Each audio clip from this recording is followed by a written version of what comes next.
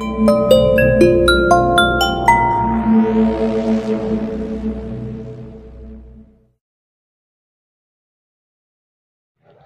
এখানে এলে এই মনটা কেমন ভালো হয়ে যায় কি বল।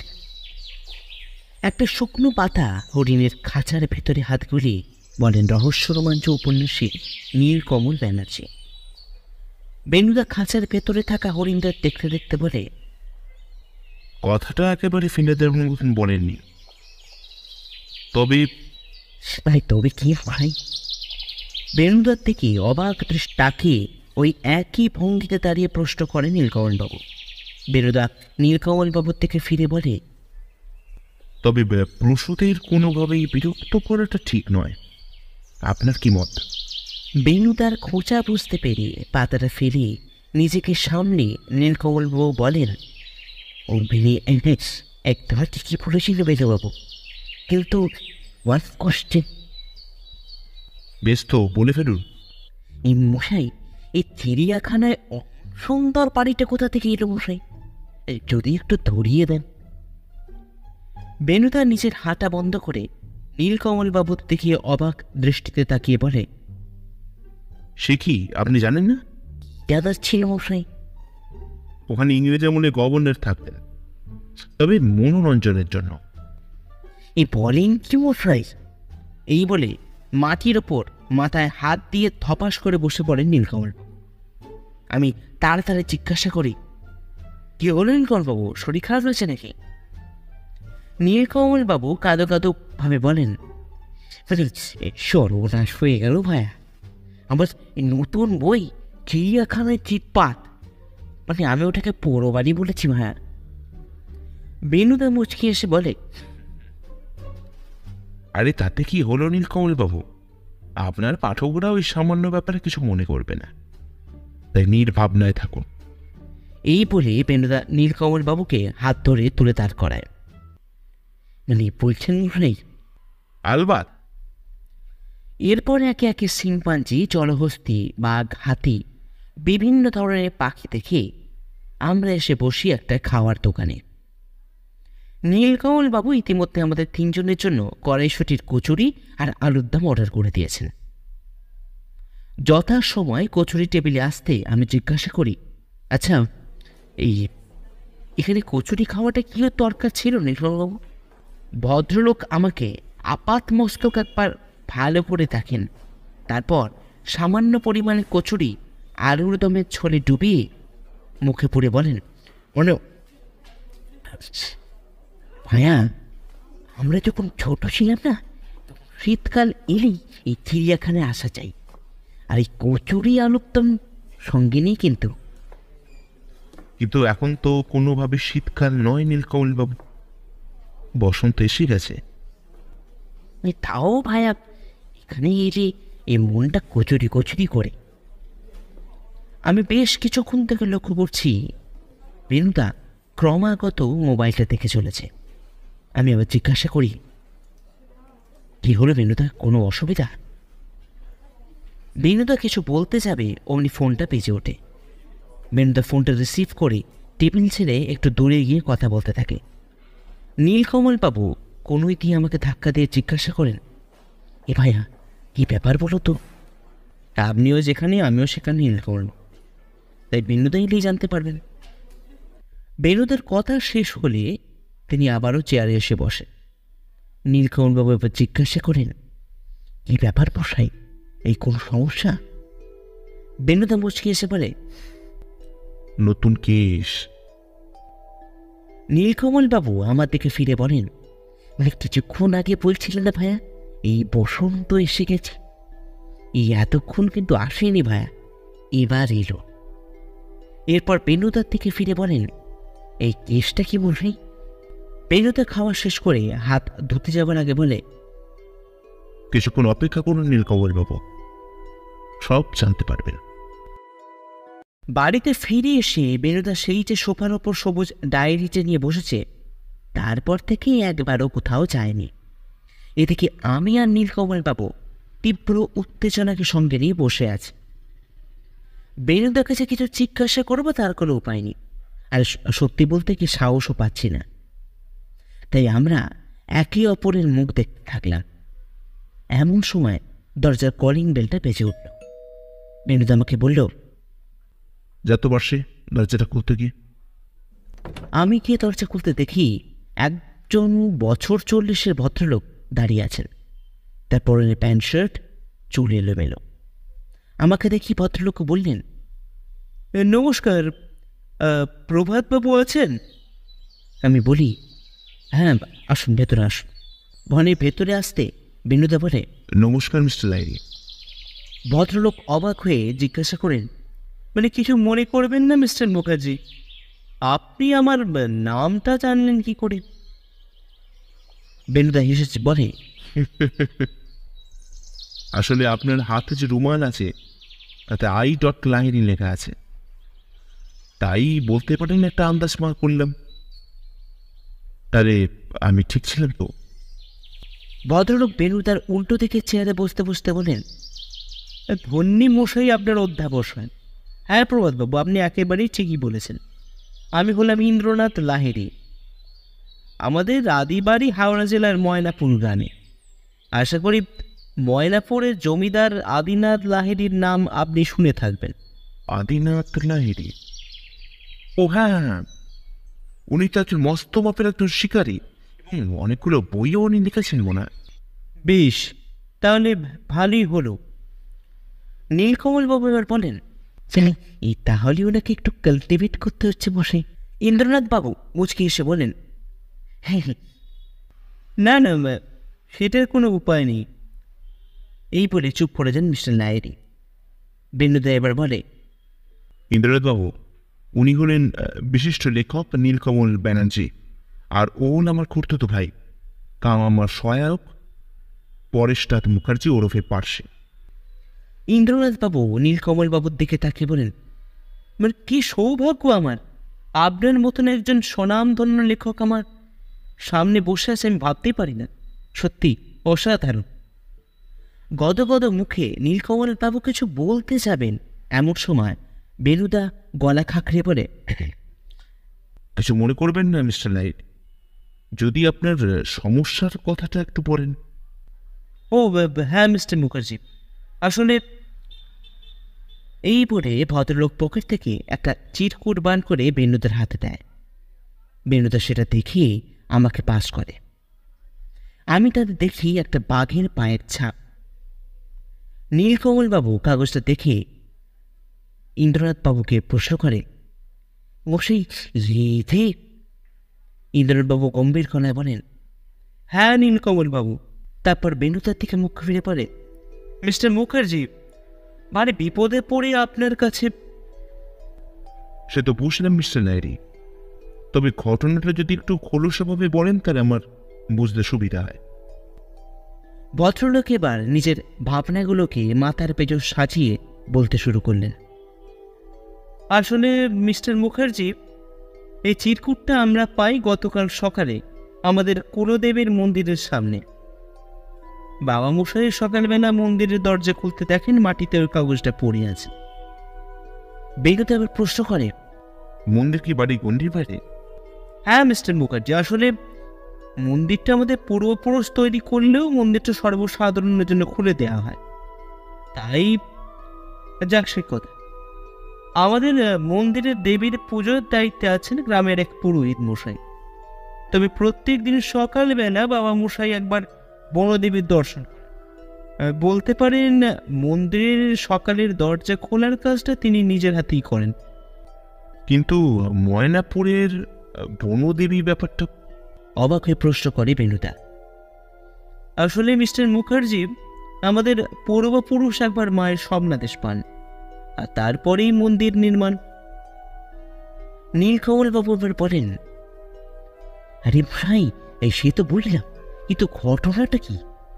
ভদ্রলোক এবার বলেন, আসলে মে মাসে ঠিক সকালবেলা বাবা মশাই যখন মন্দিরের দরজা সকালবেলা উন্মুক্ত করতে যান, তখন দেখেন মায়ের ঘটের সামনে প্রতিমার সঙ্গে থাকা বাঘের একটা ভাঙা দাঁত রাখা আছে, আর ঠিক তারই পাশে এই চিরকুট। তা প্রথমে ব্যাপারটা খুব একটা গ্রাহ্য করেননি আমার বাবা মশাই, এরই ঠিক 15 দিনের মাথায় আবারও আমার এক বিধবা পিসিমা হৃদযন্ত্র বিকল হয়ে মারা যান। আপনার পিসিমা কি আপনাদের সঙ্গেই থাকতেন নাকি? না না প্রভাতবাবু, উনি আমাদের সঙ্গে থাকতেন। উনি আগে অন্য জায়গায় থাকতেন। পিসুমশাইয়ের চলে যাওয়ার পর বাবা মশাই আবার নাকি আমাদের সঙ্গেই নিয়ে এসে রাখেন, তখন থেকেই আছেন। বাবা মশাই পিসিমার চলে যাওয়াটা মেনে নিতে পারেন না। বলা যায় উনিও এক প্রকার শয্যাশায়ী হয়ে পড়েন। মানে এখানেই শেষ নয় নীলকমলবাবু। এমত অবস্থায় আবারও একদিন সকালে আমি মন্দিরের দরজা খুলতে গিয়ে দেখি এই একই জায়গায় প্রতিমার বাঘের ভাঙা লেজটি রাগা আছে, পাশে চিরকুটে বাঘের পায়ের ছাপ। এরপর তা বারে বারে এমন ঘটায় আমি বাধ্য হয়ে পুলিশকে খবর দিই, কিন্তু দুর্ভাগ্যের বিষয় অপরাধীকে ধরা যায় না। রাতে কি মানে রাতেই মন্দিরে দরজা কে বন্ধ করতো? রাতে নয় আমি, না হলে আমাদের মালিক কাকা। নীলকমল বাবু এবার হাসি মুখে বলে ওঠেন, মানে বেশ তো, ওই মালিকই চেপে ধরুন না, দেখবি নেই সুর করেই এই কথাগুলো কিরকম বেরিয়ে আসছে। ইন্দ্রনাথ বাবু এবার মাথা নেড়ে আক্ষেপে শুরু বলেন, না নীলকমল বাবু, সেটা সম্ভব নয়। গত পরশুদিন মালিক কাকাও ঠিক একইভাবে হৃদযন্ত্র বিকল হয়ে মারা যান। সে কি? বেনুতা চেয়ারে শটান হয়ে বসে বলে ওঠে, হ্যাঁ মিস্টার মুখার্জি, আর শুধু তাই নয়, আজ সকালে মন্দিরের দরজা খুলতে গিয়ে দেখি মেঝেতে ইটের টুকরো দিয়ে লেখা, পারলে বেঁচে দেখাও। আমি মোবাইলে ছবিটা তুলে আনি। এই বলে মিস্টার লাহিড়ী নিজের ফোনটা বেনুতার হাতে দেয়। বেনুদা সেটা দেখে ফোনটা ফেরত দিয়ে বলে, পুলিশকে জানিয়েছেন নাকি? না না মিস্টার মুখার্জি, পুলিশের ওপর থেকে বলা যায় ভরসা এখন অনেকটাই চলে গেছে। আর সত্যি বলতে কি, এবারে কার ক্ষতি হবে সেটাও তো বোঝা যাচ্ছে না। তাই দয়া করে আপনি যদি কেসটা নেন তো খুব সুবিধা হয়, অন্তত একটা প্রাণ তো বাঁচে। নীলকমল বাবু বেনুতাকে বলে, আরে মশাই, মশাই কিছু তো বলুন। বেনুতা চেয়ারে হেলান দিয়ে পায়ের ওপর পা তুলে ঠোঁটে আঙুল ঘষতে ঘষতে বলে, অপরাধী কি সেটা আন্দাজ করতে পারছেন নাকি ইন্দ্রনাথ বাবু? সেটা পারলে তো আপনার কাছে আসতেই হতো না বেনুবাবু। এই বলে চুপ করে যান ইন্দ্রনাথ বাবু। আচ্ছা, আপনাদের বাড়িতে কে কে থাকেন? বেশি কেউ নয়, আমি, বাবা মশাই আর ম্যানেজার অলোক বাবু, আপাতত এই কজন। আচ্ছা, ম্যানেজার বাবু কত বছর আছেন? বহুদিনের ব্যাপার, বাবার আমল থেকেই আছেন প্রভাতবাবু। সি, ঠিক আছে লারিবাবু, আমি কেসটা নিলাম, তবে আপনাদের ওখানে না যাওয়া অবধি আমি কিছু বলতে পারবো না। তাই আরে এ তো আমার সৌভাগ্য, আপনারা কালকেই চলে আসুন, ওখানেই থাকবেন। আর তার সঙ্গে এরপর একটু থেমে বলেন, আসলে বেশি দেরি করতে চাইছি না প্রভাতবাবু, এরপর কার পালা সেটাও তো বোঝা যাচ্ছে না, তাই না? ইন্দ্রনাথবাবু চলে যাওয়ার পর নীলকমলবাবু বেনুদাকে জিজ্ঞাসা করেন, কি ব্যাপার বলুন তো বেনুবাবু, ইন্দ্রনাথবাবু চলে যাওয়ার পর থেকেই দেখছি আপনি কেমন চুপ করে আসেন। বেনুদা জানলার সামনে দাঁড়িয়ে সিগারেটে একটা টান দিয়ে বলে, বিষয়টা ভীষণ গোলমেলে নীলকমলবাবু। প্রতিমায় থাকা বাঘের মূর্তির অংশ ভেঙে বাঘের পায়ের ছাপ রেখে যাচ্ছেন, আর তার কিছুদিন পরেই একজন করে মানুষ মারা যাচ্ছে। এদিকে সন্দেহ করার মতন কেউ নেই। আমি এবার বলি, আচ্ছা বেনুদা, ওই ম্যানেজার বাবুকে? আমার মুখের কথা থামিয়ে বেনুদা বলে, এইভাবে কিছু বলা চলে না পারছে। ওখানে না যাওয়া অবধি আর ঘটনাগুলো ভালো করে না খোঁজা অবধি কিচ্ছু বলা যাবে না। তবে তবে কি বেনুদা? বেনুদা এবার আমাদের দিকে মুখ ফিরিয়ে বলে, আমাদের হাতে সময় খুব কম রে পারছে। এবারে মূর্তির ভাঙেনি ঠিকই, তবে লেখাটা কথাটা কিন্তু ফেলে দেওয়া যায় না। এরপর নীলকমল বাবুর দিকে ফিরে বলে, নীলকমলবাবু, আপনি প্রস্তুত তো রহস্যের কিনারা করতে? আরে হারি হাল বাদ মশাই, আপনি আজ্ঞা দিলেই এই কাল সকালে গাড়ি লাগিয়ে দিচ্ছি। অতল দিগন্তে নীল সীমন্তে মনের রাঙিনার কাছে ফুটেছিল রবি, ফুটেছিল তারা, ভয় পাই যদি পাছে। কি ভাইয়া, কেমন লাগলো? গাড়ির জানলা থেকে বাইরে গ্রাম বাংলার দৃশ্য দেখতে দেখতে শিবেন হাজরার বিখ্যাত কবিতা বলে প্রশ্ন করেন নীলকমলবাবু। আমি ভাবছি কি বলি, কারণ কবিতার মাথা মুন্ডু আমি কিছুই বুঝতে পারিনি। বিনোদা গাড়ির সামনের সিটে বসে বলে, খাসা হচ্ছে নীলকমলবাবু, চালিয়ে যান। আমি বলি, আচ্ছা নীলকমলবাবু, রবি আর তারা ফুটবে কি করে?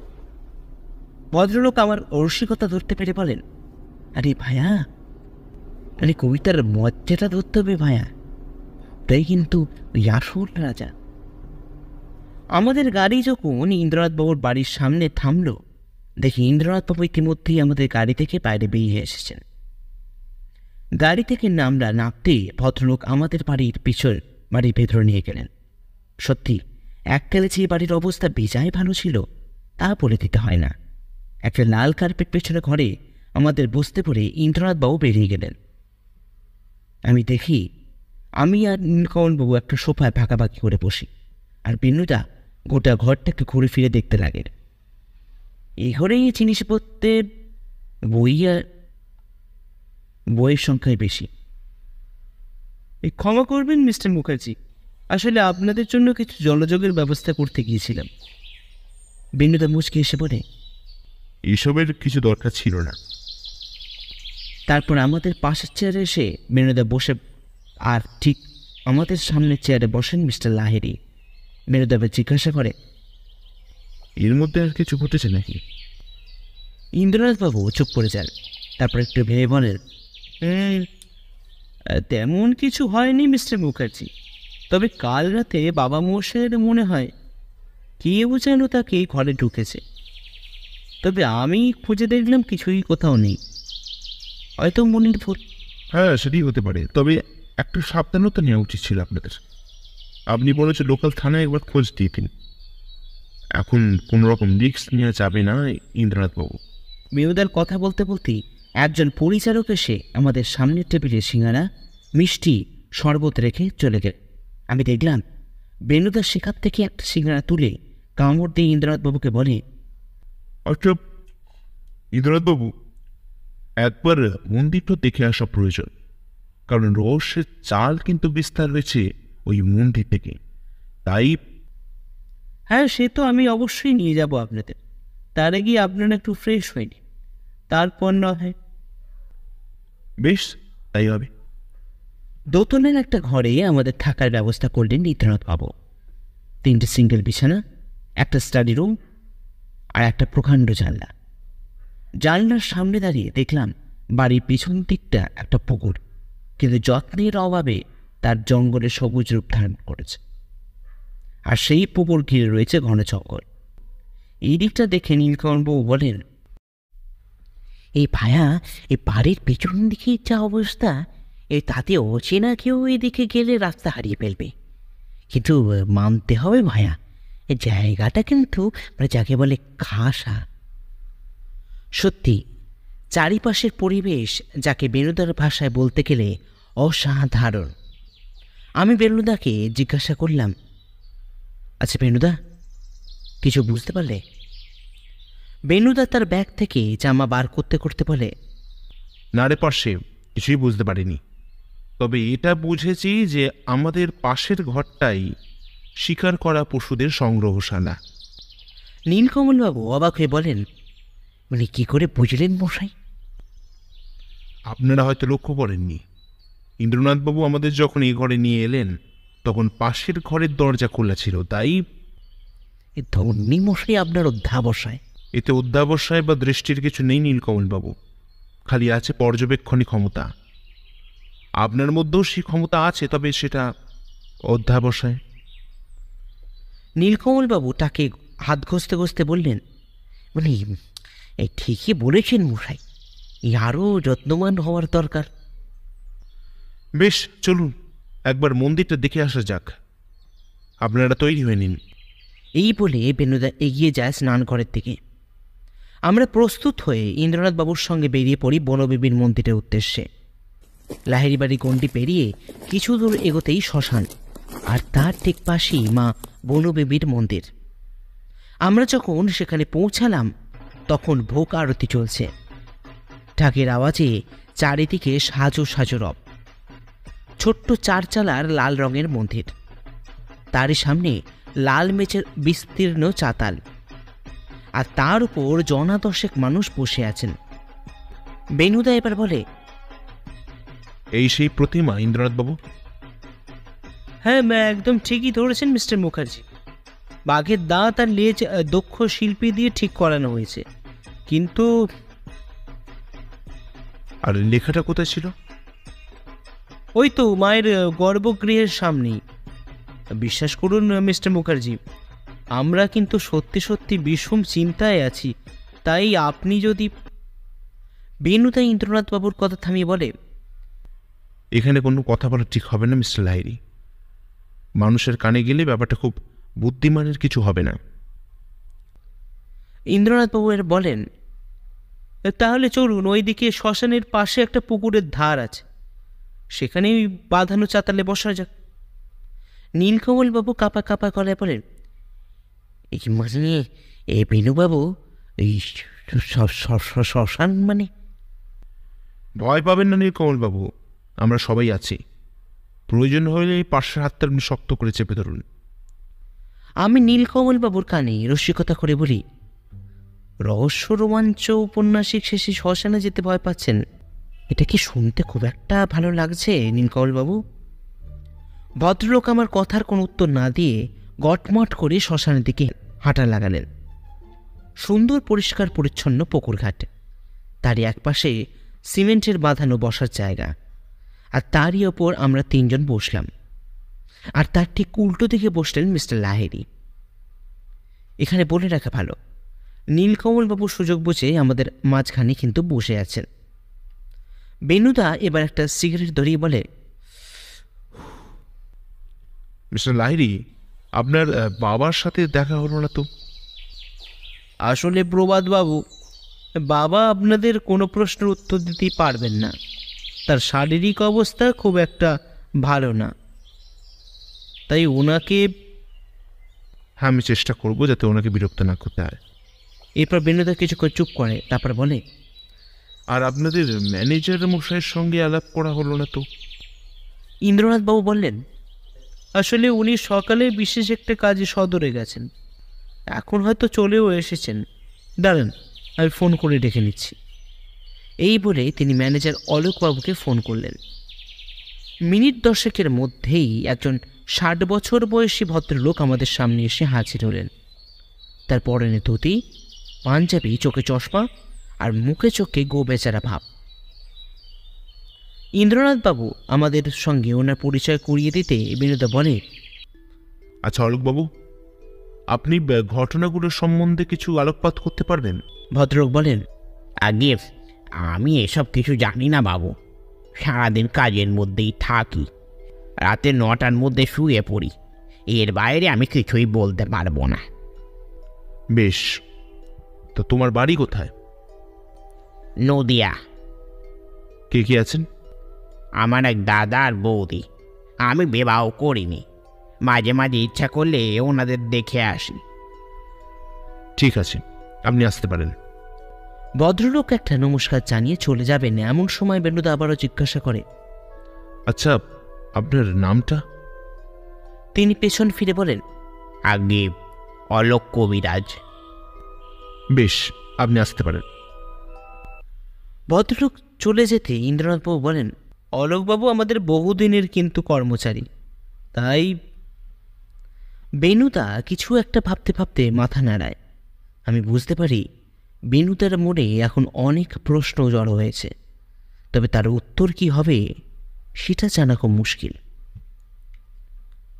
দুপুরে রাজকীয় খাওয়া দাওয়ার করে নীলকমলবাবু নিজের মধ্য দেশে হাত বোলাতে বোলাতে বললেন, মশাই একটু হাঁটলে ভালো হতো না?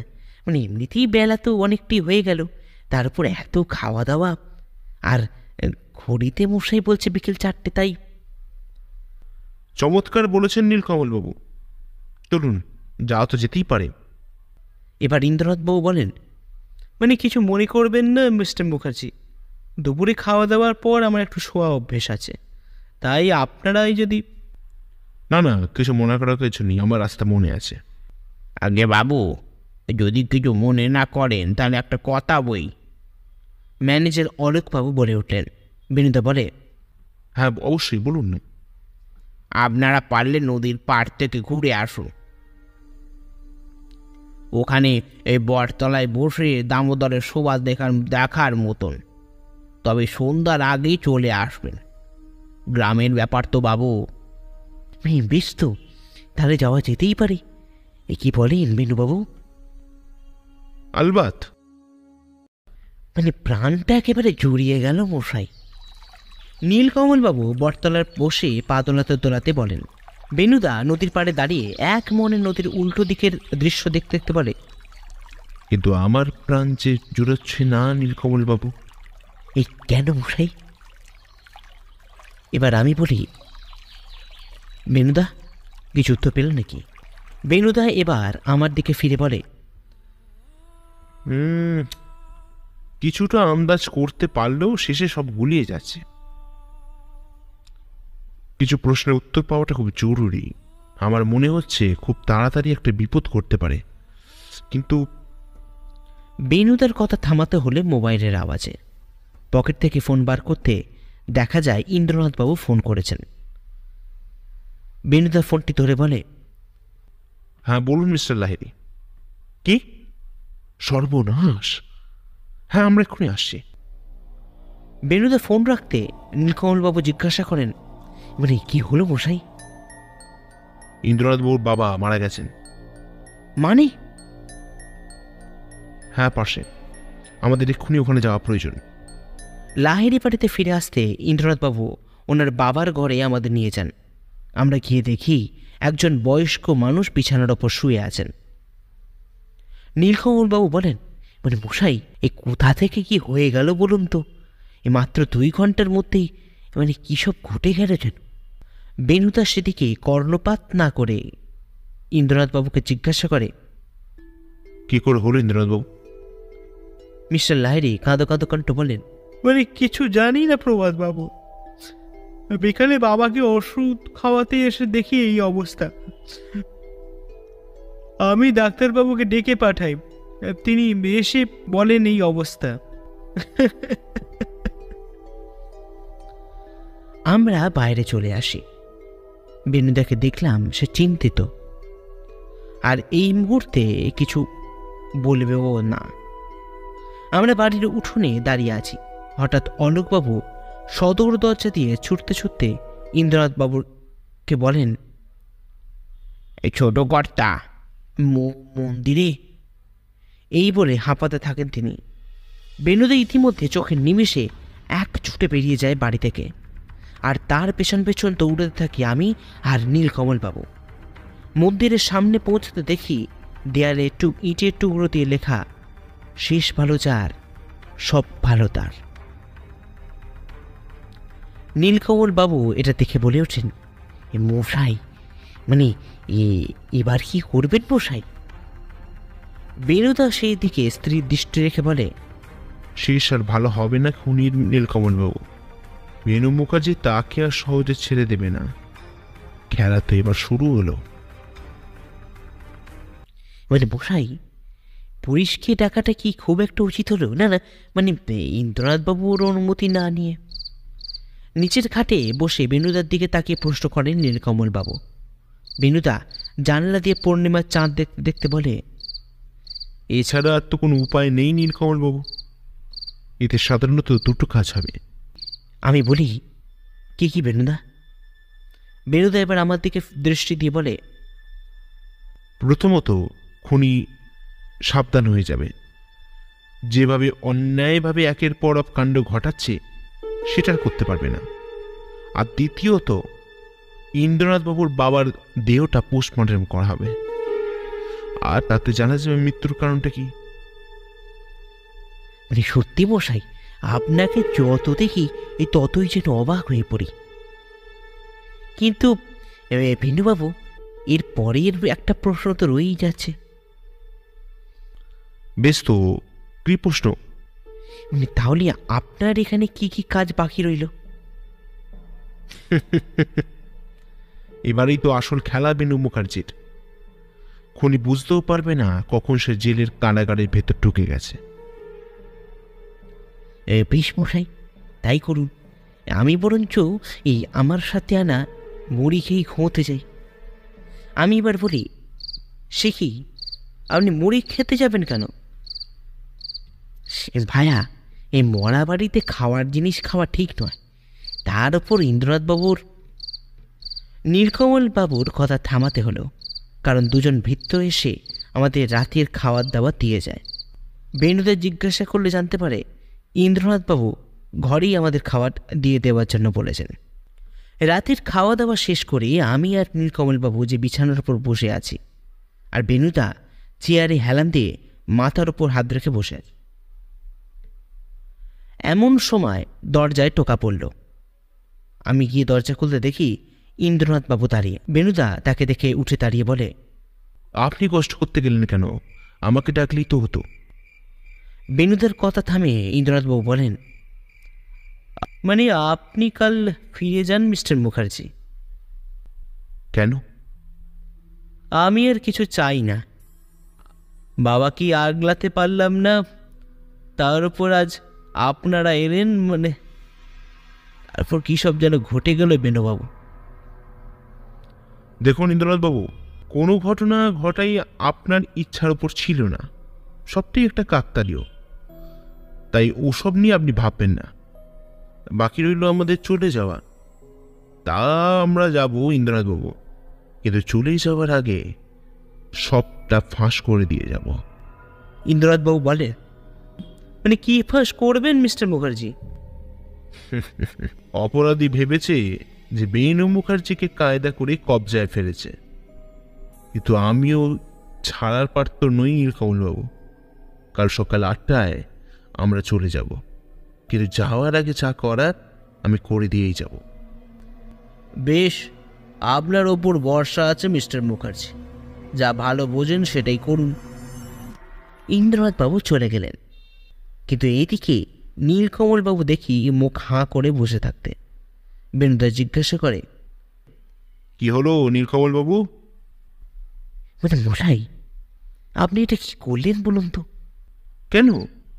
মানে কাল সকালে আপনি রহস্যের কিনারা করে ফেলবেন, তার মানে? হ্যাঁ নীলকমলবাবু, আমি অনেকটাই ব্যাপারটা কুচিয়ে ফেলেছি, খালি সময়ের অপেক্ষা। আমি বলি, কিন্তু কিভাবে করলে বেণুদা?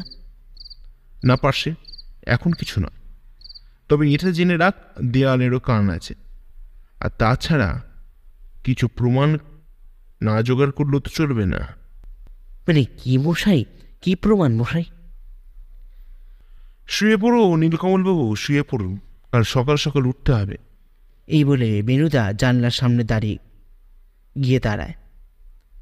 নীলকমলবাবু এবার আমাকে জিজ্ঞাসা করেন, মানে কি কি বলি বলো তো ভাইয়া? তোমার দাদা তো কখন যে কি করেন তো বোঝাই যায় না। আমি হেসে বলি, অত ভাববেন না নীলকমলবাবু, বরং চলুন ঘুমিয়ে পড়ি, কারণ কাল সকালে অনেক কিছু ঘটার আছে। বলছি মিস্টার মুখার্জি, আমরা এখানে কেন? প্রশ্ন করলেন নীলকমলবাবু। বেণুদা বনবিবির প্রতিমা দর্শন করতে করতে বলে, বলবো মিস্টার লাহিড়ী, বলবো, কিন্তু আপনাদের ম্যানেজার বাবুকে দেখতে পাচ্ছি না তো। আসলে উনি আজ সকালে একটা দরকারি সদরে গেছেন। ও আচ্ছা। এরপর নীলকমলবাবুর দিকে ফিরে বলেন, যাওয়ার জন্য গাড়ি প্রস্তুত তো নীলকমলবাবু? মানে একদম মশাই। বেশ। মানে কিন্তু অপরাধী? ইন্দ্রনাথবাবু কথা থামিয়ে বেণুদা বলে, হবে হবে মিস্টার লাহিড়ী, হবে, তবে তার আগে কিছু জিনিসপত্র কেনা দরকার। কি জিনিস মিস্টার মুখার্জি? আপনাদের বাড়ির ইতিহাস আমি যেটুকু আপনার কাছ থেকে জেনেছি সেটুকু জেনে আমি সন্তুষ্ট হতে পারিনি। তাই আমি আপনার অগোচরে লাহিড়ী বাড়ির ইতিহাস সম্বন্ধে খোঁজ লাগাতে চাই আর জানতে পারি এক নির্মম ইতিহাস। মানে নির্মম ইতিহাস। হ্যাঁ মিস্টার লাহিড়ী, আপনার পিতামহ মানে আদিনাথ লাহিড়ী শুধু শিকার করে প্রাণী হত্যা করেছেন তাই নয়, ওনার অত্যাচারে ধ্বংস হয়েছে অনেক সাধারণ পরিবার। আর ঠিক সেই রকম এক পরিবারের উত্তরসূরি ঠিক করেন না যে আপনাদেরও ধ্বংস করবেন একে একে। মানে এসব কি বলছেন মিস্টার মুখার্জি? আমি একদম ঠিক কথা বলছি মিস্টার লাহিড়ী, একে একে প্রাণ হারান আপনাদের পরিবারে বহু মানুষ। কিন্তু সে কে প্রভাতবাবু? বেশ, আপনি যখন জানতে চাইছেন তখন বলি। এই বলে বেনুদা ইন্সপেক্টর ভদ্রকে ডাকেন, আর সঙ্গে সঙ্গে ইন্সপেক্টর তার সঙ্গে থাকা 2 কনস্টেবল নিয়ে হাজির হন ম্যানেজার অলোক কবিরাজকে গ্রেপ্তার করে। ইন্দ্রনাথবাবু অবাক হয়ে বলেন, মানে এটা কি করেছেন মিস্টার মুখার্জি? উনি আমাদের বহুকালের কর্মচারী। হ্যাঁ, সেই জন্যই তো খুন করতে সুবিধা হয়েছে ওনার। কিন্তু কেন?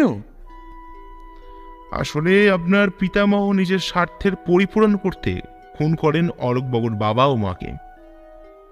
অলোকবাবু হয়তো খুন হতেন, কিন্তু ভাগ্যক্রমে তিনি পালিয়ে বাঁচেন।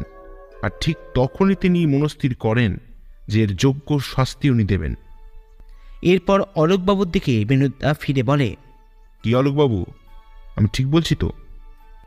নীলকমল বাবু এবার অবাক হয়ে বলেন, কিন্তু মশাই, ওই বাঘের পায়ের ছাপ আর বাঘের প্রতিমা ভাঙার কারণটা কি?